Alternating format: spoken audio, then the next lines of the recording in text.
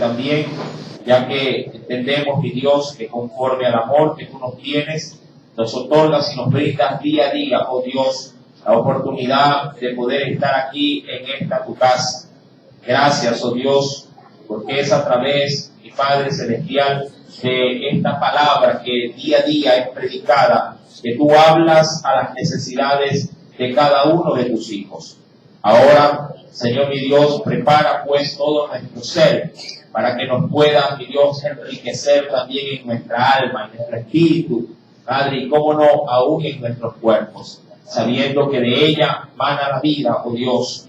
Permítenos que en esta noche esta palabra hable a las necesidades de cada uno de nosotros. Dios, te lo suplicamos y te damos gracias en el dulce nombre de Cristo Jesús. Amén. En la historia de la humanidad, muchos seres humanos se han destacado por sus grandes y diríamos avances tanto de ciencia, tecnológicos y por sus muchos estudios. Hay gente que se ha preparado desde tan temprana edad que cuando han llegado a una notoria madurez son consideradas personas de gran sabiduría.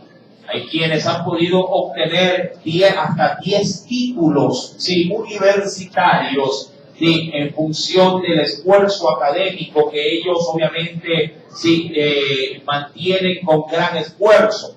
Hay personas que pueden llegar a aprender de 15 hasta 20 idiomas. Es decir, dan lugar a su mente una gran amplitud para poder albergar mucha información. Todo esto es capaz y se puede lograr con gran esfuerzo. Y estas, diríamos, ciencias que obviamente son de gran utilidad, los hombres la anhelan, la buscan y pagan el precio para poder obtenerla.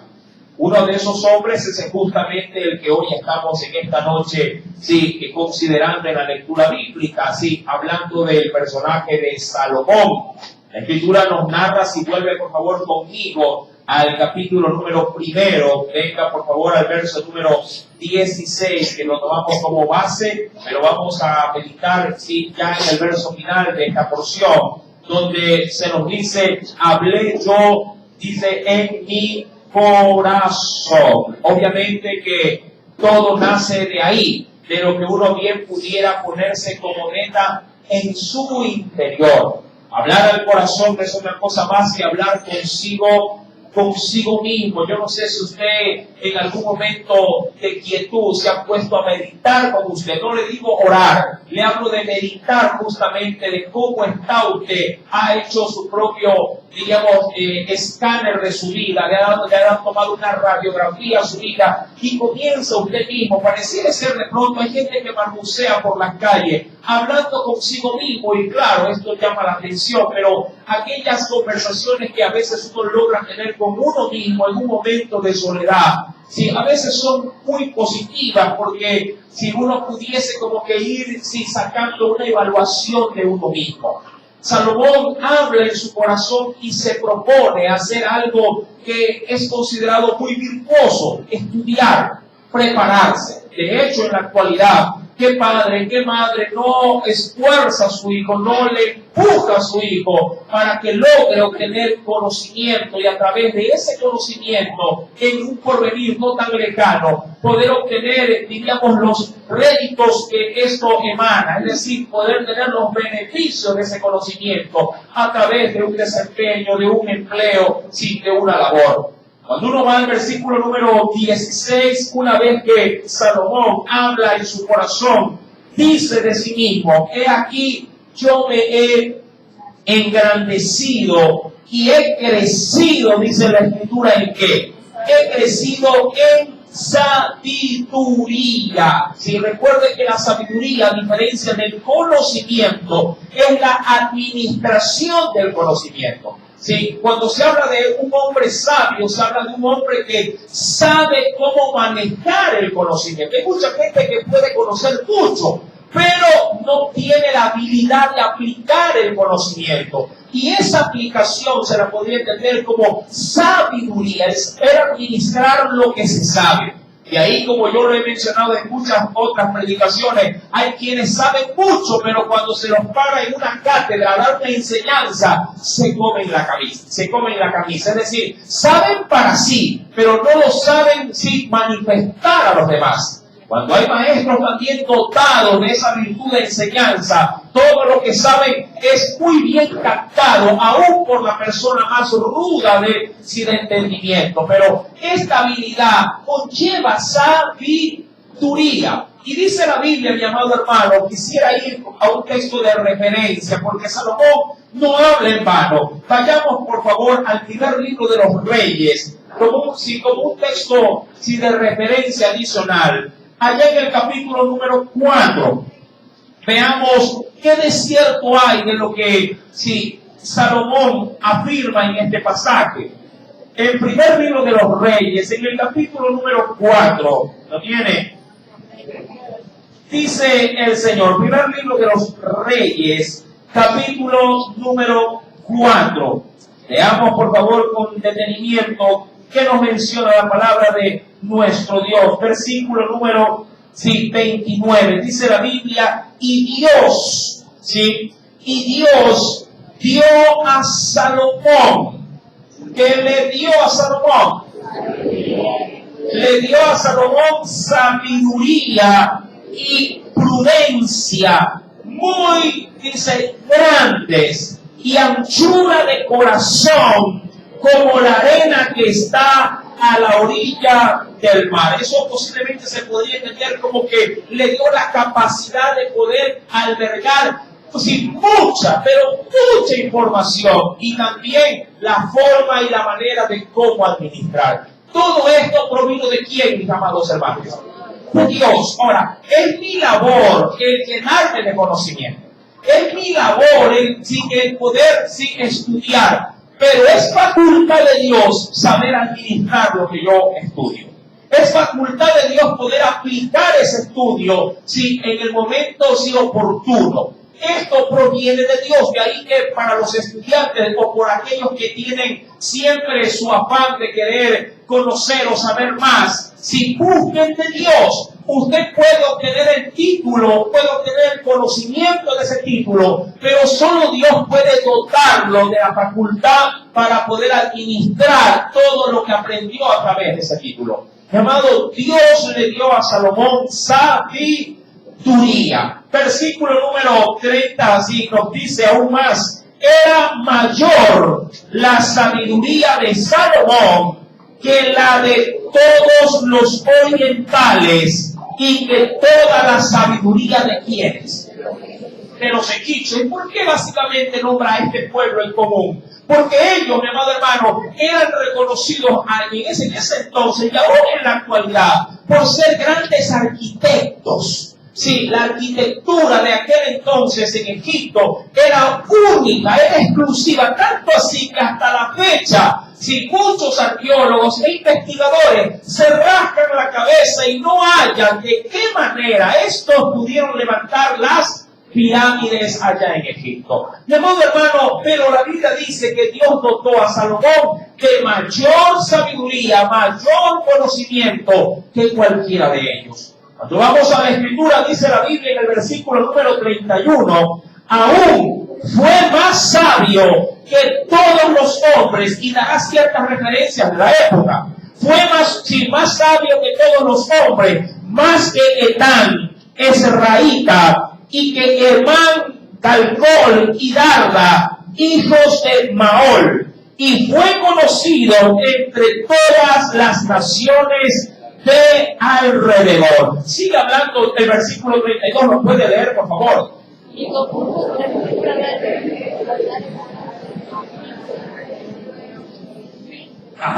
También disertó, es decir, pudo llegar a hablar sobre cierto tipo de temas. ¿Cuáles en particular? Habló sobre los árboles desde el cedro del Líbano hasta, dice ahí, el hisopo, que nace en donde, que nace en la pared. Si pregunto yo, ¿quién podría argumentar o formular algún tipo de investigación de algo tan diríamos tan escueto, algo que a la vista no posee, pues, aparentemente no posee, ¿qué cosa?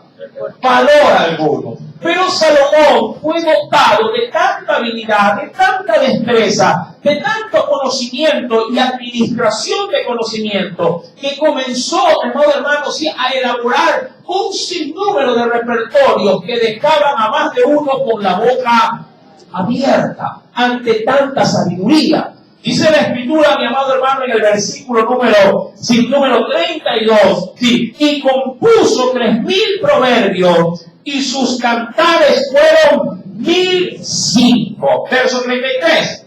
También disertó sobre los árboles del cedro del Líbano hasta el hisopo que nace en la pared. Asimismo, disertó sobre los animales, sobre las aves, sobre los reptiles y sobre los peces. Verso 34, ¿podrían leerlo?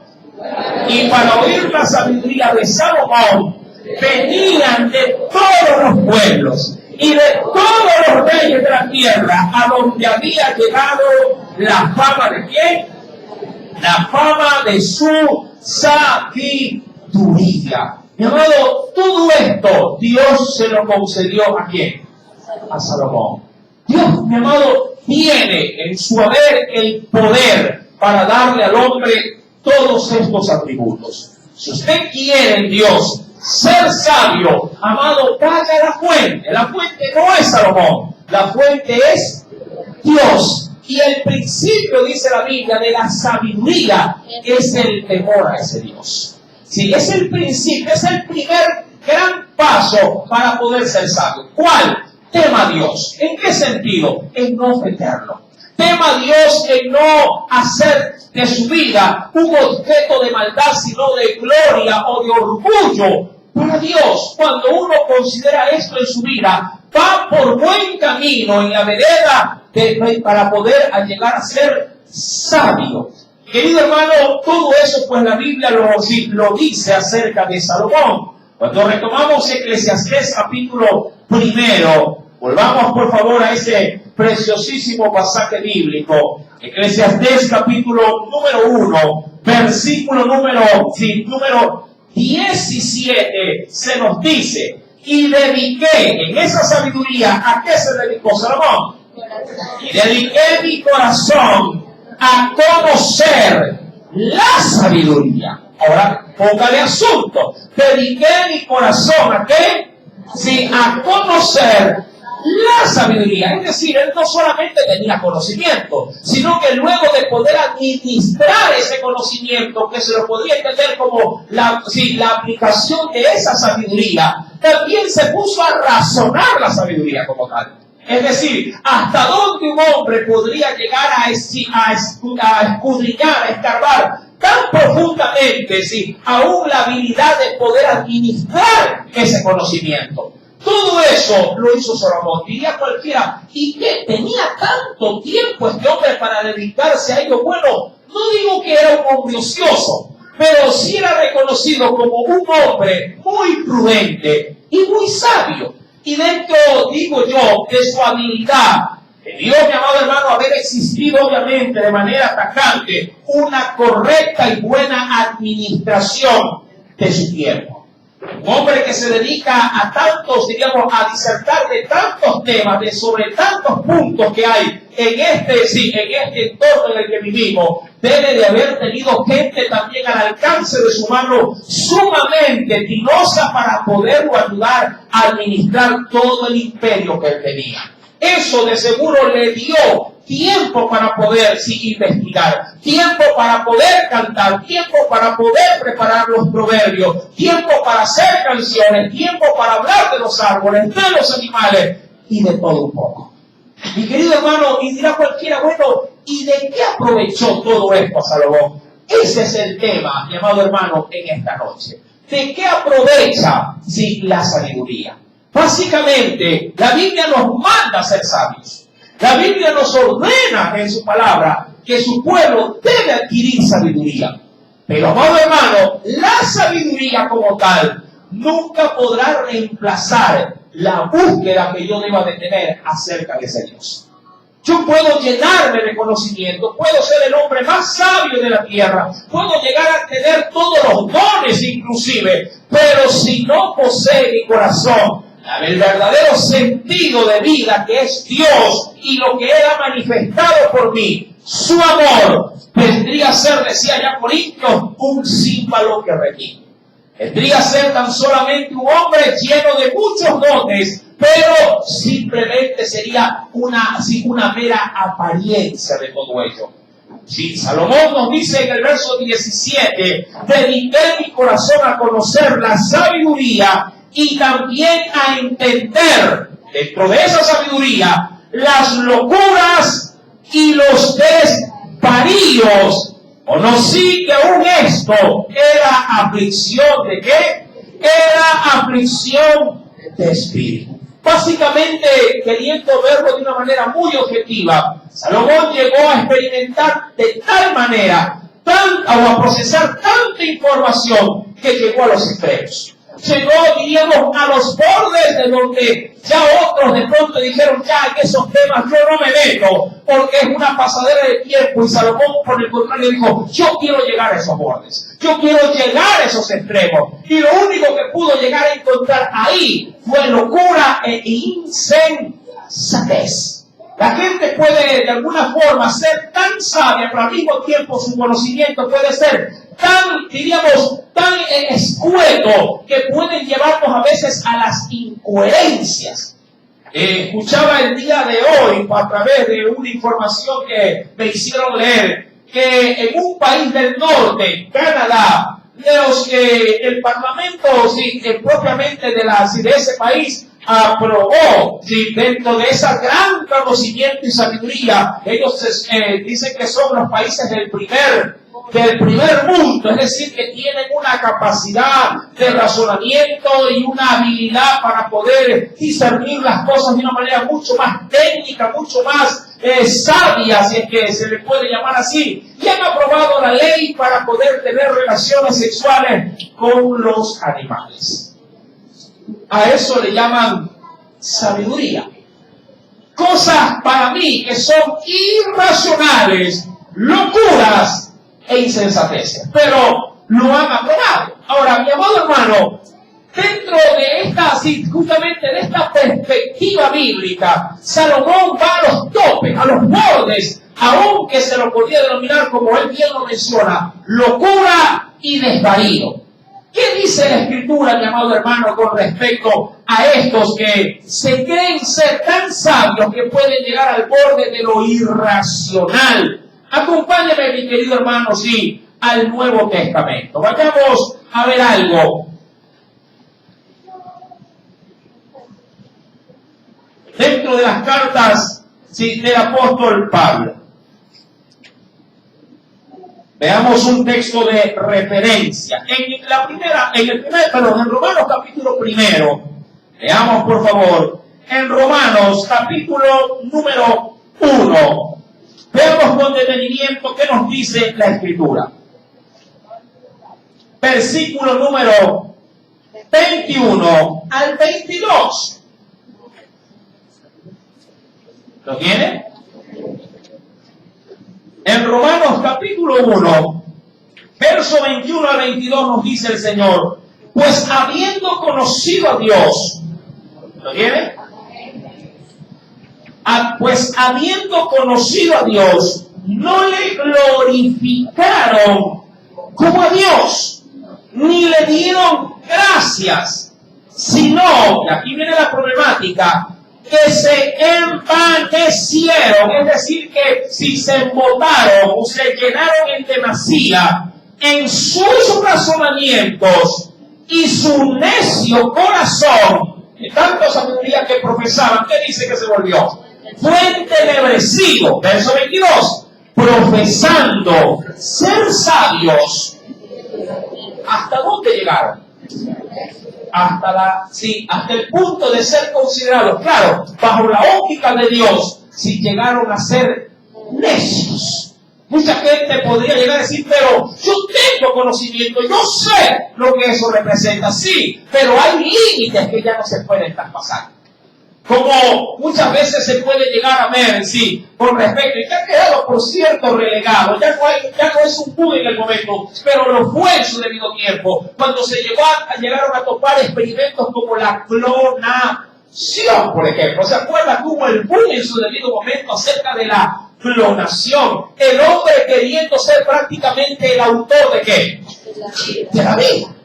Sí, ya digamos que la irracionalidad de tanta sabiduría los llevó a caminar en bordes totalmente, sí, ya fuera de los límites que la sabiduría o la razón lo permite. Mi amado hermano, la Biblia pues nos menciona que profesando ser hombres sabios, se hicieron necios, y dice la Biblia en el verso 23, y cambiaron la gloria del Dios incorruptible en semejanza de imagen de hombre, corruptible, de aves, de cuadrúpedos y de reptiles. Queriendo solamente dar una acotación secular, estos grandes pensadores y sabios que son tan,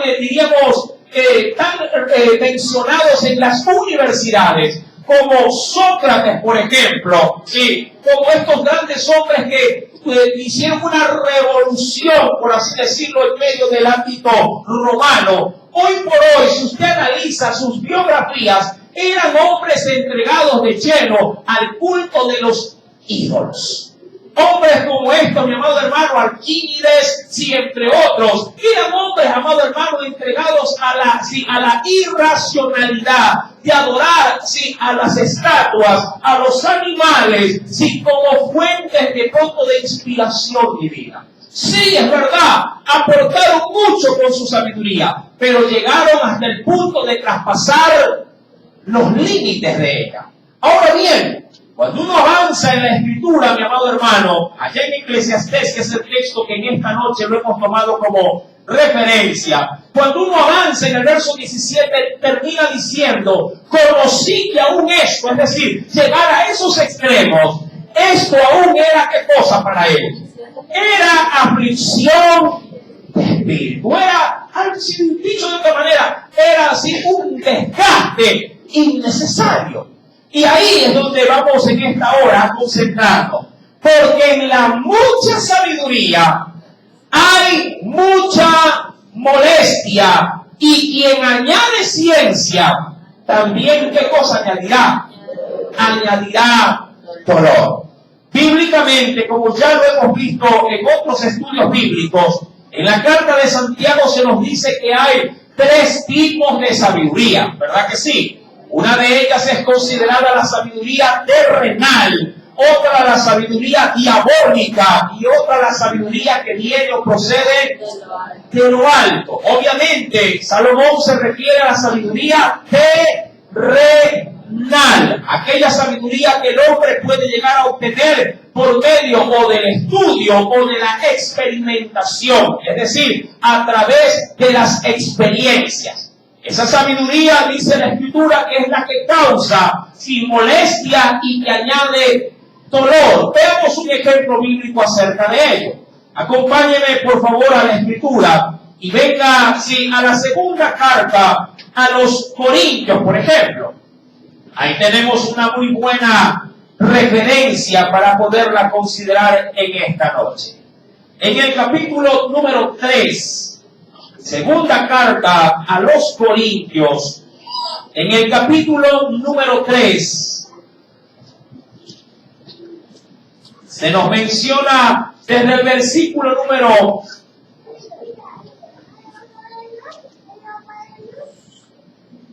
número 4. ¿Lo tiene? Estos son contextos, quiero llegar al verso 6. Dice la Biblia, y tal confianza tenemos mediante Cristo para con Dios. No que seamos competentes por nosotros mismos, es decir, no que llegásemos a ser nosotros, los que de pronto le damos la forma o los que cerramos por completo el trabajo. No. Todo buen creyente debe de saber que si bien es cierto, si Dios puede usar nuestras manos para una meta en particular, A la larga, al término de ella, toda la gloria no queda en quien hizo las cosas, hablando del ser humano, sino en quien nos dio la habilidad para poder hacerlo. Eso es lo que representaría no que seamos competentes por nosotros mismos, para pensar algo como de nosotros mismos, sino que nuestra competencia, nuestra habilidad, y quisiera insertarlo en el texto, nuestra sabiduría, ¿de quién solamente proviene? Proviene de Dios. Ahora, versículo 6, aquí quería llegar.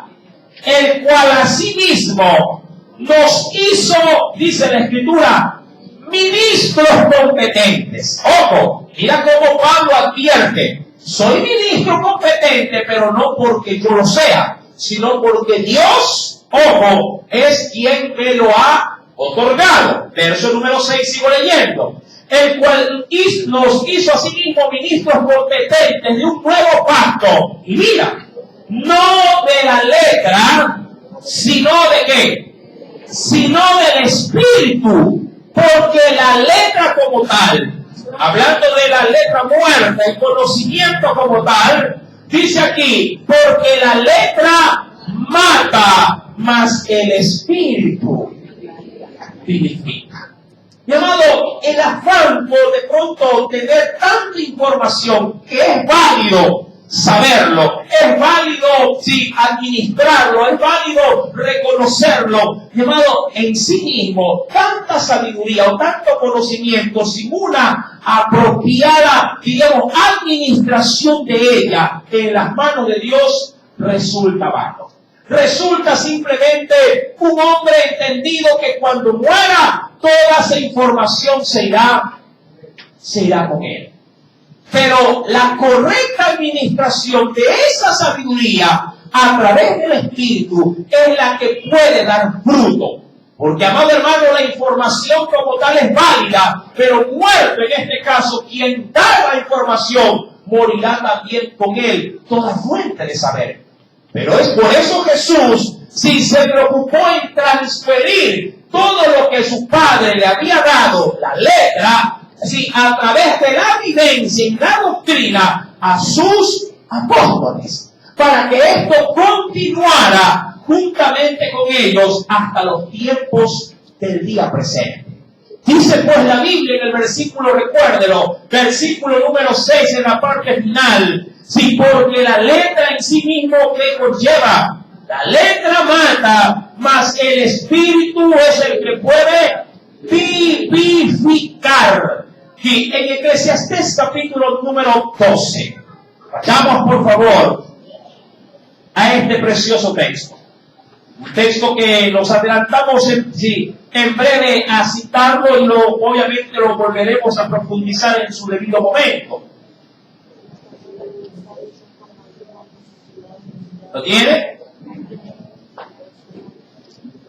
Cuando Salomón se dedicó a investigar acerca de la sabiduría, es decir, de la información y de la aplicación de esa información, de los diversos temas que trató.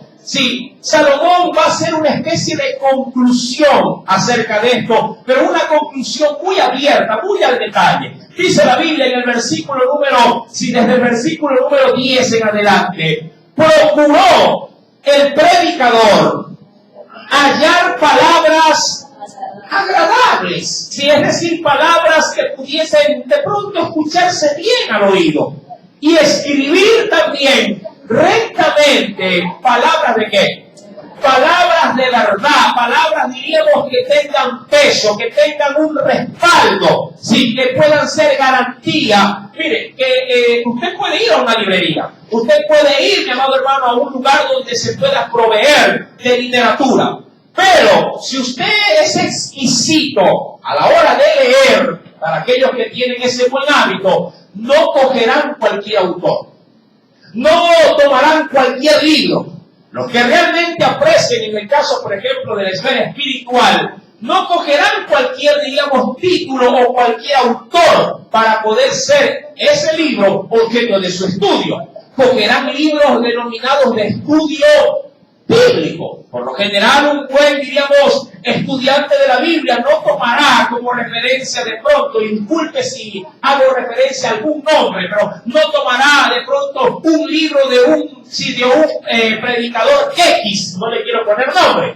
Un buen estudiante de la Biblia de pronto buscará un libro exegético, buscará un libro de análisis, sí, de historia, de arqueología bíblica, tomará un libro de referencia de pronto como un buen diccionario de un reconocido de pronto autor, sabiendo que de ellos va a extraer la mejor calidad, ojo, de palabras para poder alimentar su conocimiento.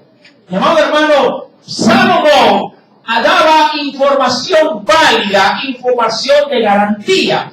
Por eso que dice en el versículo número 10, procuró el predicador hallar palabras agradables, pero también escribir rectamente palabras de ¿qué?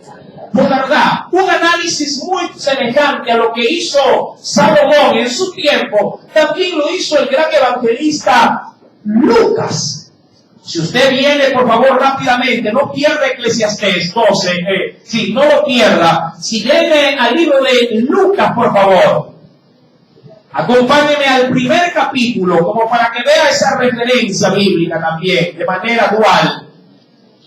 En Lucas, capítulo número 1, el estudio pormenorizado que hace este hombre acerca de Jesús, amado, es información vital para poder aprender acerca de la persona de Jesús.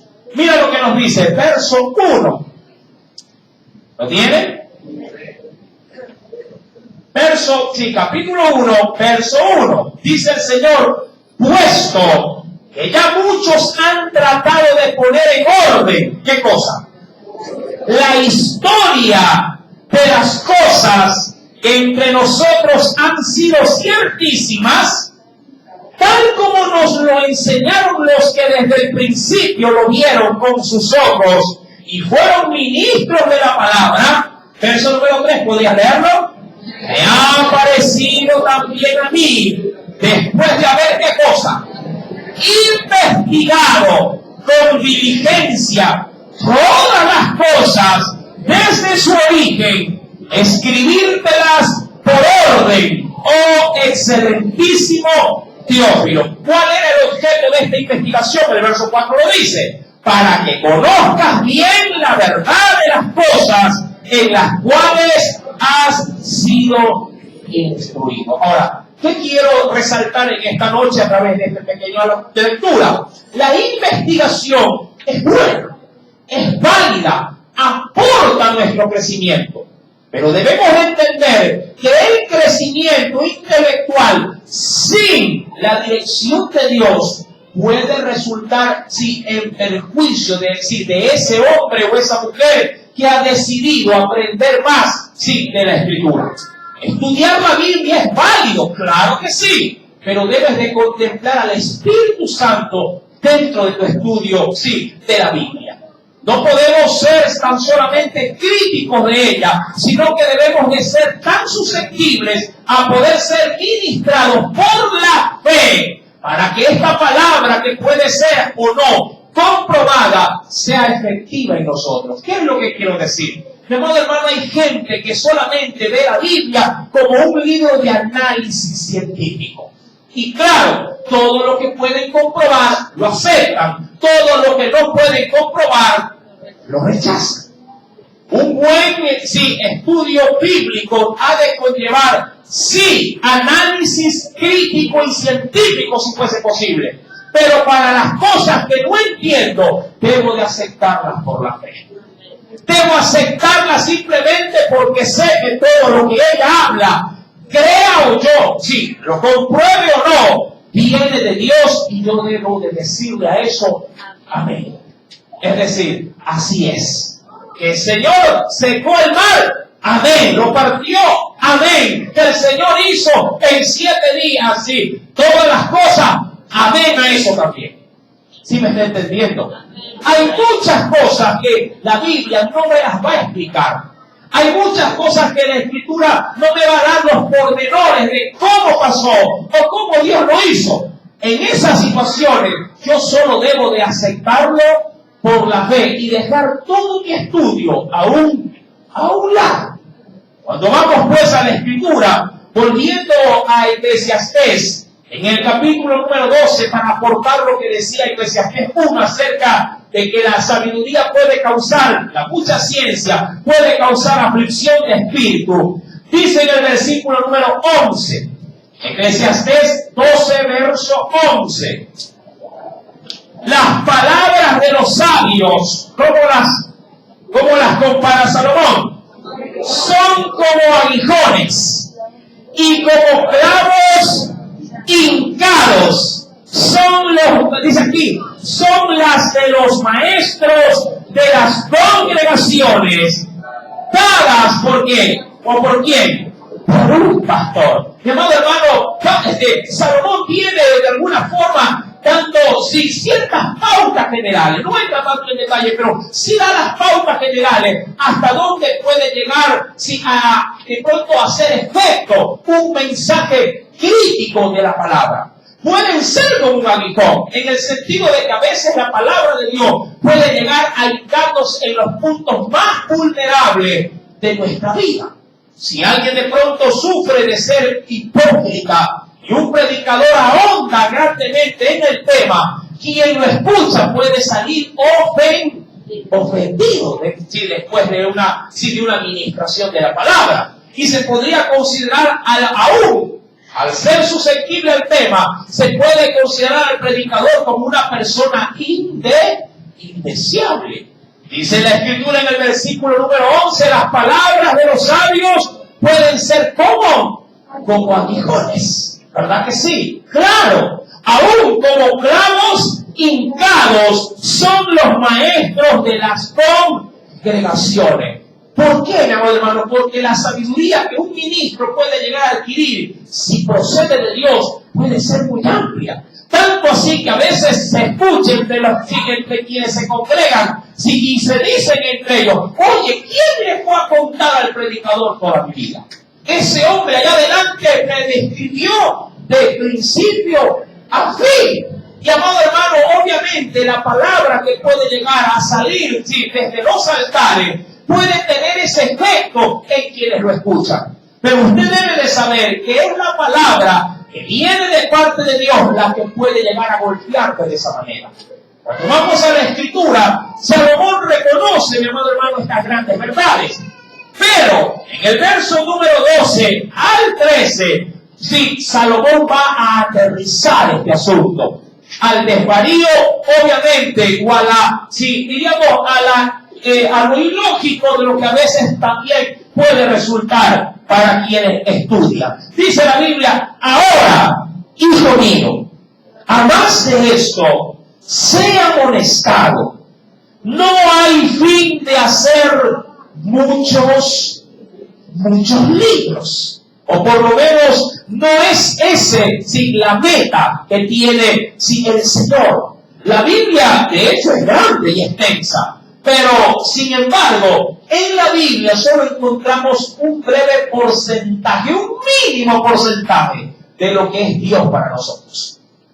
Y de cómo sabemos por medio de este libro si algo de Dios. Decía en el Nuevo Testamento, si se escribieran todos los hechos de Jesús, no alcanzarían los libros para poder, ¿qué cosa? Conocer todas sus hazañas. No habría, amado hermano, libro que pudiese registrar todas las grandezas y las maravillas que hizo el Salvador. Dice la Biblia, pues, en el verso 12, hijo mío, a más de esto sea amonestado. No hay fin de hacer muchos libros. Y el mucho estudio, ¿qué puede llegar a causar? Fatiga de la carne.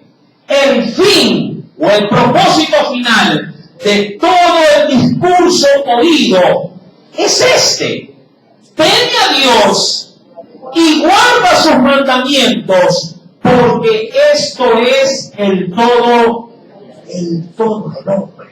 Mire, un hombre tan sabio y tan lleno de tanto conocimiento, llamado, solo puede, diríamos, concluir en este pequeño verso. Todo lo que yo pudiera hablar, decía Salomón, todo lo que tú pudieras aprender aprender a mi lado, solo se puede resumir en una sola cosa. Teme a Dios y guarda sus mandamientos. No hay más. Toda predicación, por muy variado que sean sus temas, toda disertación de la palabra desde los altares, todo buen predicador de renombre, si con un excelente de pronto léxico a la hora de dar palabras, de dar exhortaciones, llamado, toda predicación concluye llevando al hombre a obedecer a Dios y guardar su palabra, el buscar de Cristo y obtener así a través de Él la salvación de tu alma. Si puede ser que los temas te ayuden a vivir, puede ser que cuando las predicaciones topen cierto tipo de pronto de temáticas, te ayuden a ser un mejor marido, a ser un mejor hijo, a ser un mejor estudiante, a ser de pronto un buen ministro de Cristo, pero a la larga todo está relacionado y termina en una sola cosa: buscar de Dios, buscar de Cristo, ser, mi amado hermano, salvo de esta perversa generación. Cuando retomamos, pues, mi querido hermano, el libro de Eclesiastés, queriéndole dar ya un énfasis final a la enseñanza en esta noche, dice pues la Biblia: porque en la mucha sabiduría puede haber, como lo decía Eclesiastés 12, ¿qué puede llegar a ver si no se la sabe administrar de manera apropiada? Porque en la mucha sabiduría puede llegar a ver, hay mucha, dice la Biblia, mucho malestar. Puede haber, mi amado hermano, una desconformidad.